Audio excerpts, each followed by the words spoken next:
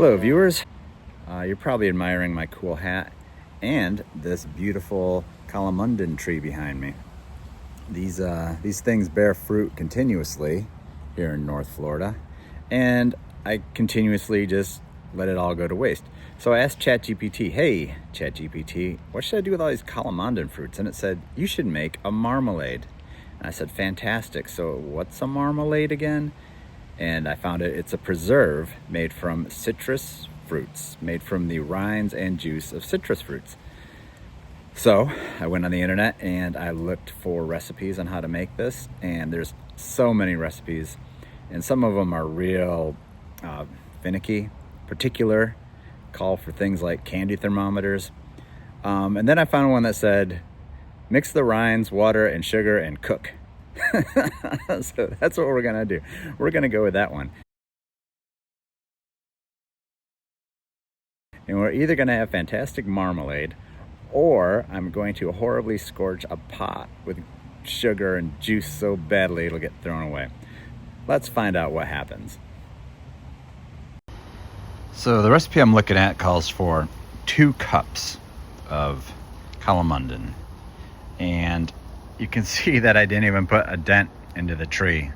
So if this works out, man, everybody's gonna be getting Calamondin marmalade for birthdays and Christmases. So before I get started, I should probably clean. My wife doesn't want you guys to know that we actually have dirty dishes sometimes. Regular viewers would recognize this as the lasagna we made the other day. That's all that's left of it. Orange juice, of course, because I live in Florida, and an Aldi pizza. Don't judge me. There's worse things I could have purchased at Aldi. Sweet red winking owl. And anyway, I'm hoping that this video generates enough money so I can get one of those fancy Costco pizzas someday. All right, let's get started. Okay, so with the understanding that I don't know what I'm doing and this could all end in disaster, the first step seems to be pretty easy. We just have to get the seeds out, and we have to preserve as much juice as possible. So I'm going to predict that this is going to take forever to get the seeds out. So don't worry, I will do that thing where I speed it up. And thank goodness I'm just using only 2 cups. Okay, so anyway, I'll play some pleasant music while this goes on. Man, look how sharp that knife is, right through the seeds. Maybe I should cut these into quarters to make sure I'm getting all the seeds. I don't really know the structure of, I don't know what to expect seed-wise from these things. Okay, like I said, put some music on.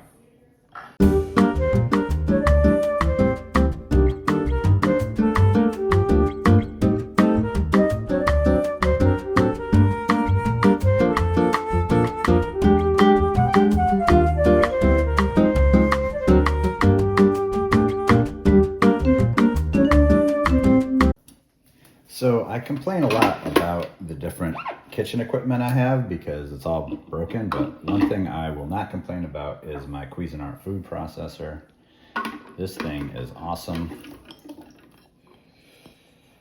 So it says to slice these up into little pieces, but I'm just gonna pulverize it. Because like I said, I don't know what I'm doing, but it seems to make sense, right?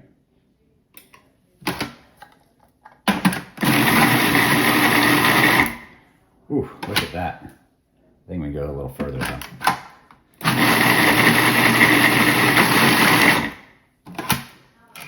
All right, that looks good. Okay, let's move on to this whole boiling part. That sounds like the scariest part. All right, so in a previous video, I identified this stove as being made by Toshiba, which made my wife laugh a great deal because it's actually made by Samsung. So sorry about that. Sorry about that, Samsung. Also, this is not sponsored by Samsung. Oh, look, after I ground it up, I found some more seeds. That's both good and bad. I mean, it's good that I found them, and it's bad that I didn't identify that originally.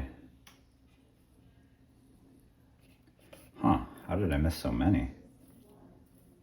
Plus, don't do what I'm doing. Don't just swing your fingers around when there's a razor sharp blade in here.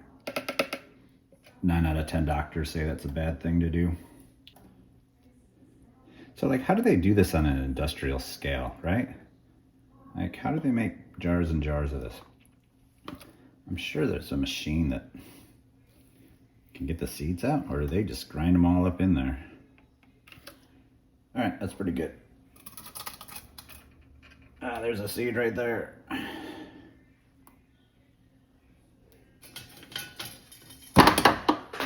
Well, lost that spatula. I hope when I start gifting these marmalades out that people don't see this video and realize that they're 50% seeds. Here's a big chunk. That's probably too big of a chunk. So let me cut that up.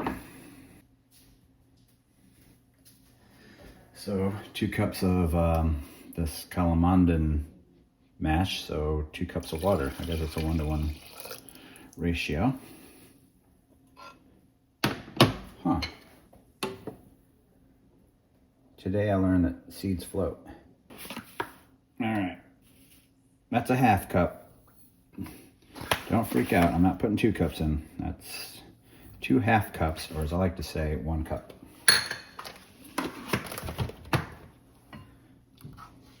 We bring this to a boil and then let it simmer, stirring frequently to find more seeds.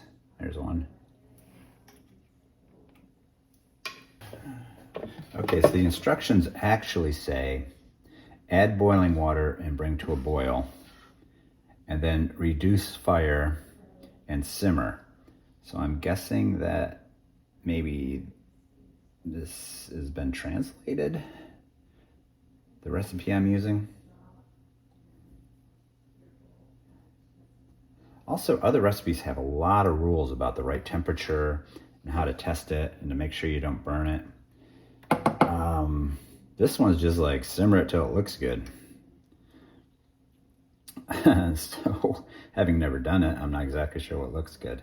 But anyway, as long as I don't break anything, right? Well, I probably might break something. As long as I don't set the house on fire. I probably won't set the house on fire. Okay, so I've been reading more about this because this whole just boil it until it's done doesn't really make sense to me. It sounds a little too lackadaisical. And we put in 1 cup of sugar. And I've read so far the different recipes that I should have put in somewhere between 1 cup and 4 cups of sugar. So I'm gonna add another cup because that seems to be the consensus. So let me add 1 more cup of sugar. And then what they said was bring to a boil and continue to boil until it gets to 220 degrees on your candy thermometer. And I know that previously I mentioned I wasn't going to deal with candy thermometers, but I don't know, I need a little structure in my life. You're like, Tom, you don't have a candy thermometer, do you? You're poor, you barely have a pot. No, I have a candy thermometer. Somewhere I have a candy thermometer. I think I was making fudge once and I needed a candy thermometer, something like that. Haha, candy thermometer. Okay, so now we have 2 cups of sugar, 2 cups of water, 2 cups of Calamondin bric-a-brac, and about 4 pounds of seeds by the look of things. I still haven't gotten them all out.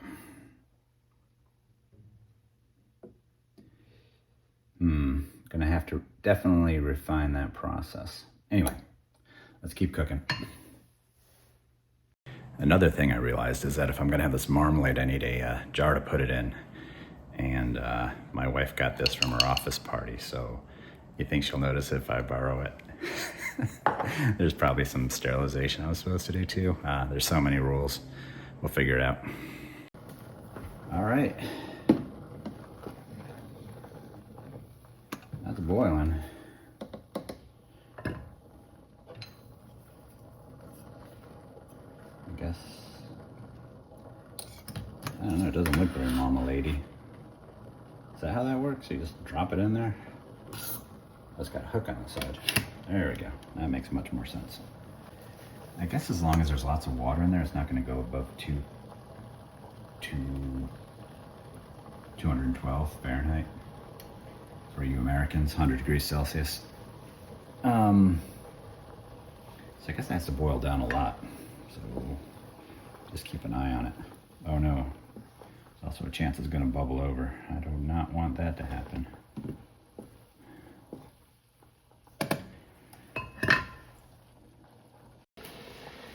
Okay, so you probably can't tell from your angle, but the thermometer is now over the boiling point of water, which means it must be starting to gel up.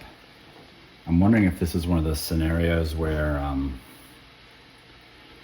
you know, it goes from where the temperature sits at the same temperature for 30 minutes and all of a sudden jumps up in 10 seconds and ruins everything. So I'm gonna start keeping a little bit closer eye on things. It's been cooking for a long time. I don't know how long. I'm gonna have to go back and check the you know, timestamps on this, but this has been going, I thought this would be a 10-minute thing. I don't know, what's it been, 30 minutes, 40 minutes? I don't even know.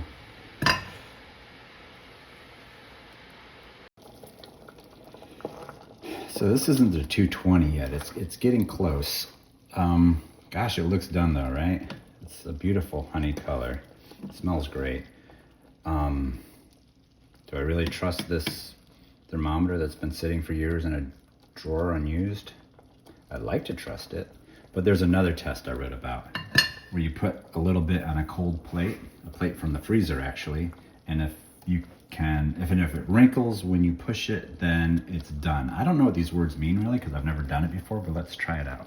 Take a little bit and I put it on there, and they say let it cool for a minute. Okay, begin wrinkle test.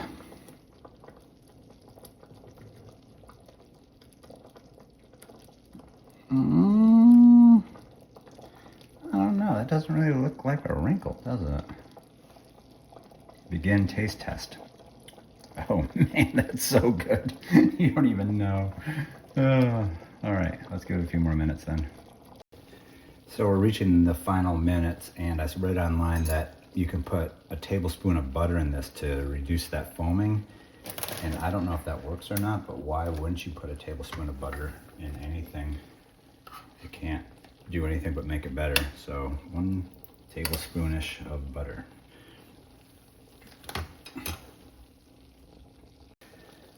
Okay, the thermometer says 220.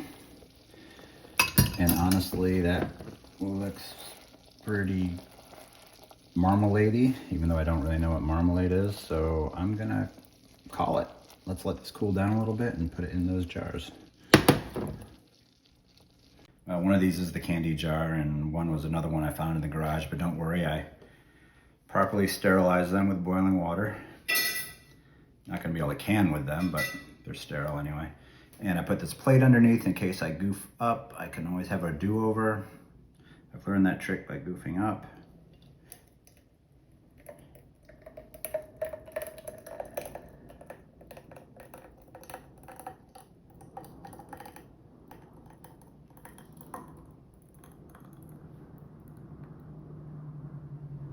Oh, so close. Okay, so I overestimated how much I had, and I should have gone for the big jar. Let's see if I can transfer this without spilling it.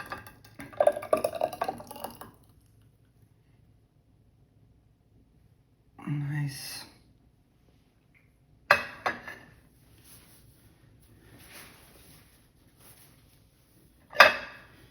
And we won't let any go to waste.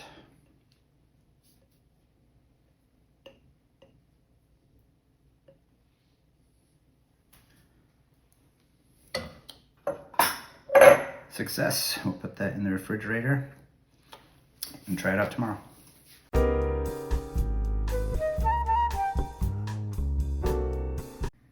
I think this is what they mean by wrinkle.